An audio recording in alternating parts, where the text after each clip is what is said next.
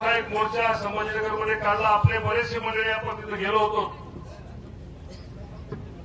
आणि आज पुन्हा त्यांनी दिवाळी झाल्याच्या नंतर सर्व मराठवाड्याचा दौरा करायचं ठरवलं. हे खरं तर सर्व आपल्यासाठीच आहे आणि माझं तुम्हाला माहित आहे, जर या महाराष्ट्राचा पहिला मुख्यमंत्री असेल जे शेतकऱ्याच्या बाजूने उभा टाकला आणि आपल्या कर्जमाफी करण्यासाठी एका अंगठ्यावर. आणि आज जर पाहायला गेलं तर साहेब इतके लोक बेजार आहेत या विम्याच्या बाबतीमध्ये, अनुदानाच्या बाबतीमध्ये. साहेब इथं विमा कोणाला 5 रुपये, कोणाला 6 रुपये, कोणाला 500 रुपये, कोणाला 800 रुपये अशा पद्धतीचा.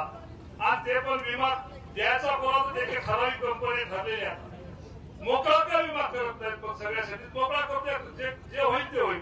पण हे ठराविक लोक आहे सगळं गारबंधन करून आपले पैसे हडपण्याचं काम सातत्याने या सरकारमधून सारखे नियम बदलत चालले.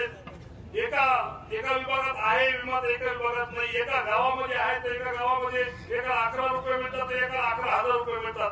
हे तफावत आणि हे सगळं म्हणजे एकाधिकारशाही झाली. गुंडागिरीचं राज चाललंय सगळे. त्याला जे पाहिजे ते घेण्यासारखा प्रयत्न आता सध्याला चालू झालेला आहे. साहेबाला आपला सगळ्याच्या मार्फत आम्ही विनंती करतो, साहेब तुम्ही आमच्यासाठी जे झटायला लागले, जे शेतकऱ्याच्या पाठीमागे तुम्ही जे उभा टाकले त्याबद्दल आपल्या सगळ्यांच्या वतीनं मी आपण अभिनंदन करतो साहेब. आपलं खरं तर आम्हाला आता कोणी दुसरं कोणी वारी उरलंय का आपल्याला? कोणी नाही विरोधी पक्षाने तर राहिले नाही कोणी. शेतकऱ्याला कोणी वारीच उरलं नाही, अशीच परिस्थिती आहे. आज आम्ही इकडं बऱ्याचशा भागामध्ये जेव्हा पाणी पडत होतो आम्ही फिरत होतो. आम्ही सातत्यानं प्रत्येक कोट्याला जाण्याचा प्रयत्न करत होतो. पण अधिकाऱ्याचं म्हणणं होतं की आम्हाला वरून आदेशच नाही, 40% 60%च्या पलीकडे घ्यायचंच नाही. आणि 100% आमचं नुकसान झालं. तुम्ही 40 आणि 60 घेता कोण्या बाबा? कोणाला सोडता कोणाला घेता?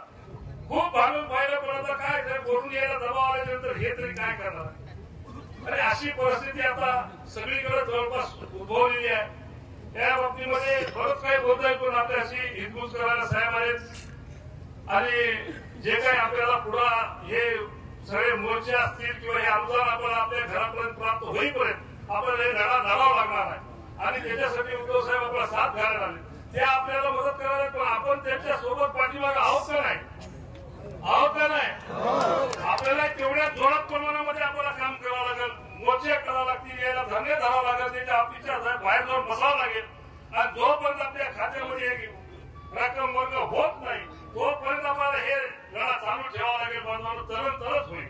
नाहीतर एरवी असं आपण आता आलो, बोललो, चाललो, पुन्हा आपण शेताची काम हातून तिकडे जर बसलो तर हे काय आपल्याला सरकार सुचू देत नाही.